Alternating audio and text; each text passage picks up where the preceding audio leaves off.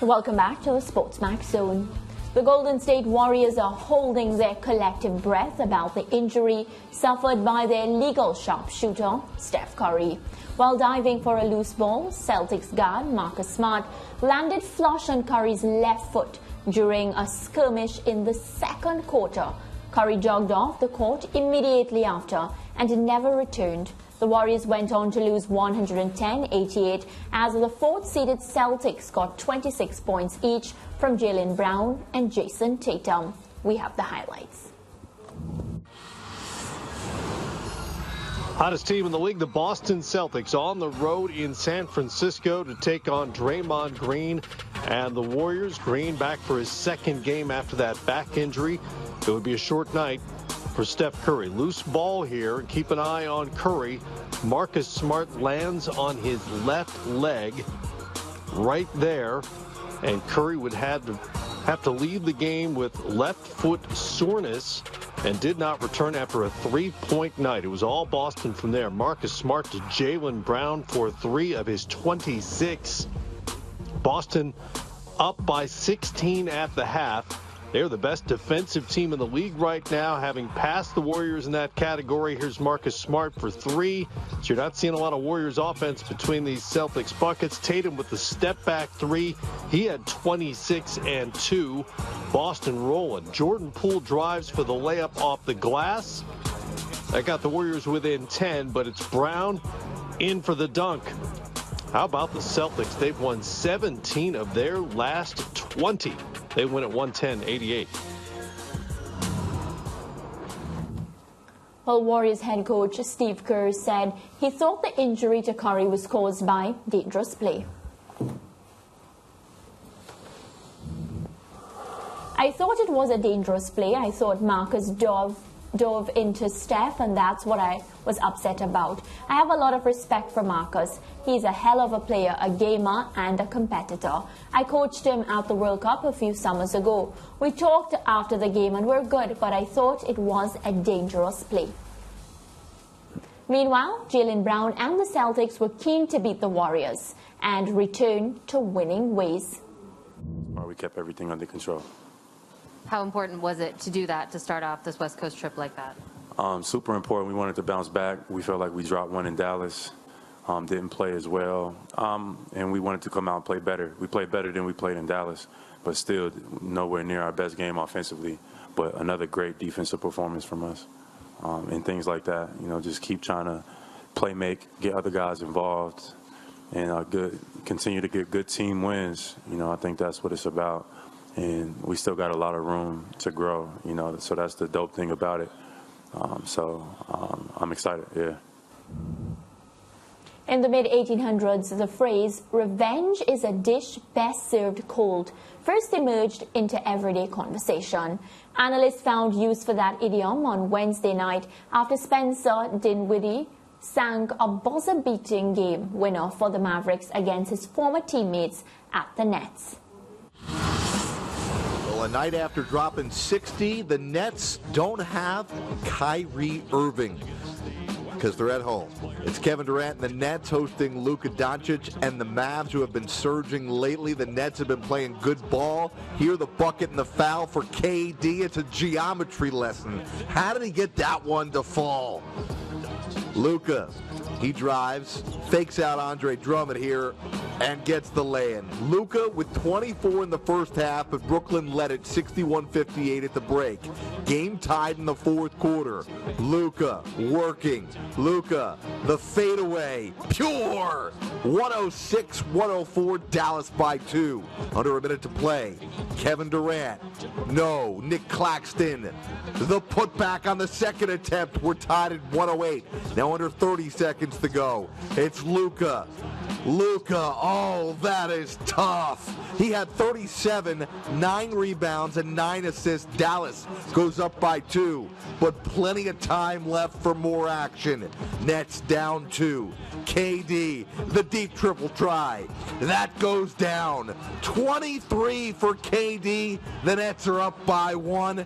Ball game, right? Wrong. Luka's going to get the double team here. Luka finds the former Net. Spencer Dinwiddie for the win. You betcha!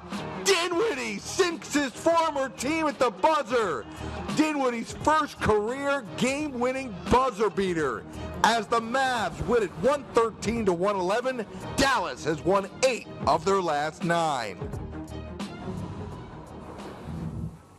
Georgian lands this month alone, the NBA has seen 7 50-point games, including back-to-back 60-point efforts. Are you gentlemen fans of this ultra-offensive modern NBA? George first. No. Sometimes I watch some of the games and I don't think I'm watching basketball. Basketball has a certain profile in which it was all of the major sports globally. Basketball is the one where the action and the scoring is incessant to go along with the action. I mean, every other sport, the action is incessant. A football game can be rousing with just, and the final score could be 1-0, and you remember it as a cracking game. A basketball game is nothing without the points on the board. And the basketball game was always one where you'd have at least 160 points, well, 150 points, 70-odd, 80-odd, whatever, between the teams. So you'd always get scoring over the course of the 4 quarters.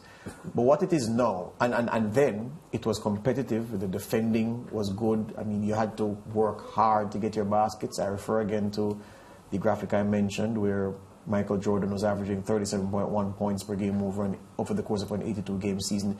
You had to be almost ultra-human to get that.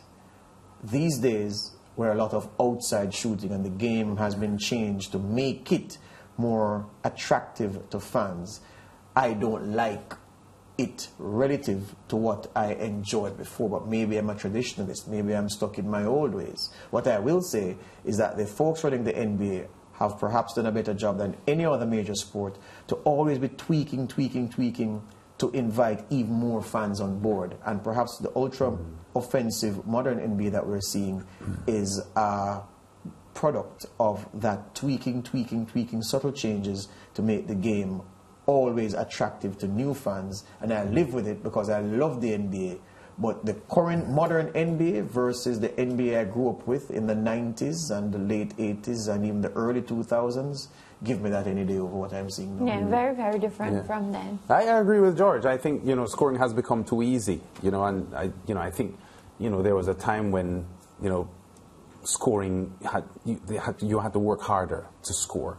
And it is a lot easier to score now than it was 20, 30 years ago in the NBA. So I'm on the side of preferring how it was before.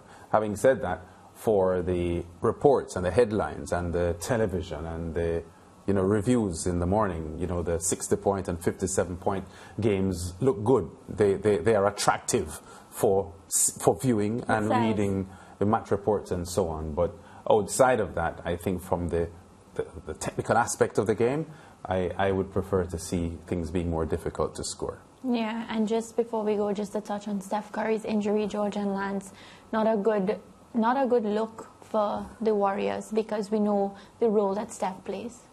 Yeah, he should be fine though because they have about 11 games left or 10 before the playoffs start. They describe it as a sprain. I don't know what grade sprain because that again will tell you how severe the injury is. Steve Kerr says it was a dangerous play. He's correct.